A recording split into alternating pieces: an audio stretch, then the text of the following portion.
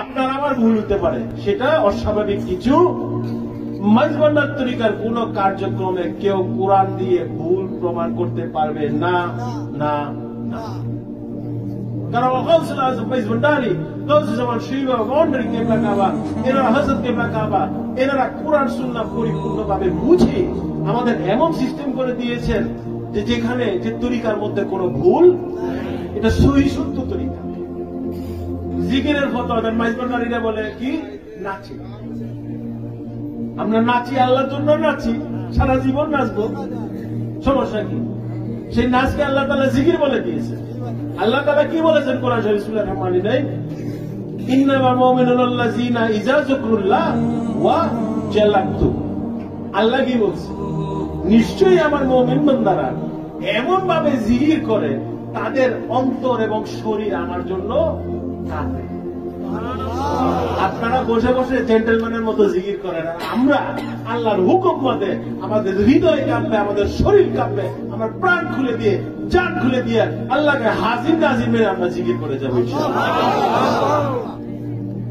সমস্যা কোথায়?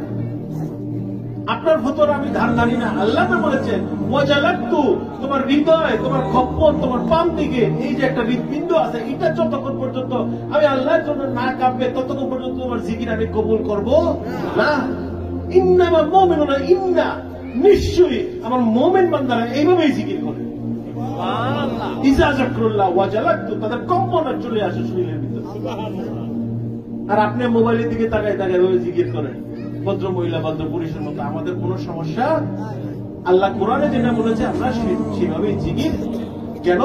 কাবা শরীফ, আজকাল তো কাবা এবং মদিনার লাইভ চ্যানেল থাকে না টেলিভিশনে, যাদের বাসায় কেবল টেলিভিশন দেখেন, যাদের মোবাইলে আছে ইউটিউবে দেখবেন 3 নাম্বার এবং 4 নাম্বার 7 বার তওয়াফ করতে হয় কাবা শরীফ।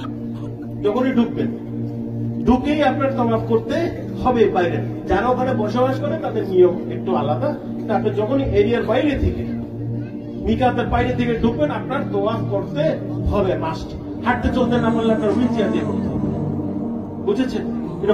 এটা আল্লাহ তাআলা ওয়াজিব করে দিয়েছেন আপনার। তো যখন যাবেন 3 নাম্বার 4 নাম্বার তওয়াফকে সেটাকে রমলে তওয়াফ বলা হয়।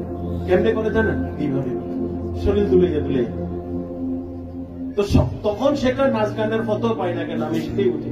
তো যে তওয়াফ কাবা শরীফ হচ্ছে সেইভাবে জিকির তো মাইজভান্ডার শরীফ হচ্ছে।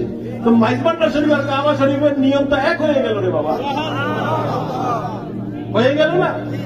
এবং যে তওয়াফ আল্লাহর শ্রেষ্ঠ জায়গায়, যেখানে বসে এক মানে এক জায়গায় 1 লক্ষ আপনি সওয়াব পাচ্ছেন সেখানে সালাতের, সেটা আল্লাহর সবচেয়ে পবিত্রতম জায়গা দুনিয়ায়, যেইখানে আমার নূর নবী সাল্লাল্লাহু আলাইহি ওয়াসাল্লাম দুনিয়াতে আগমন করেছেন, এইখানে সেই জায়গায় যদি এই শরীর এভাবে একটু হেলিয়ে দুলিয়ে আল্লাহর জিকির করতে হয়, তা আমরা মাইজভান্ডার একটু হেলিয়ে দুলিয়ে সে নিয়ম মেনে আল্লাহর হুকুম মেনে জিকির করলে কি পাপ হবে নাকি পুণ্য হবে?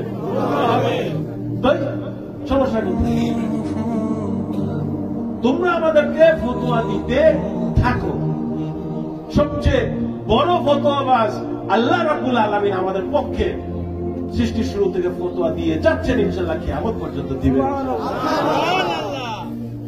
তারপরে আবার সাফা মারওয়া আছে, যেখানে মা হাজেরা তার পুত্র সন্তান ইসমাইল আলাইহিস সালামকে দুধ পান করাতে পারছেন না, একটু পানির জন্য তিনি সেখানে এই মাথা থেকে সেই মাথা যাচ্ছেন, এবং উনি যেভাবে দৌড়ঝাঁপ করেছেন, কিছু কিছু জায়গায় সাফা মারওয়াতে আপনার হাঁটতে হবে নরমাল, আবার কিছু কিছু জায়গায় ওখানে বাতি চলে, যে এই জায়গায় তোমরা নরমালি হাঁটলে হবে, ওইভাবে একটু দৌড়ঝাঁপ করে আল্লাহ জিকিরের মাধ্যমে তুমি সাফা মারওয়া সাই তুমি তোমার আদায়।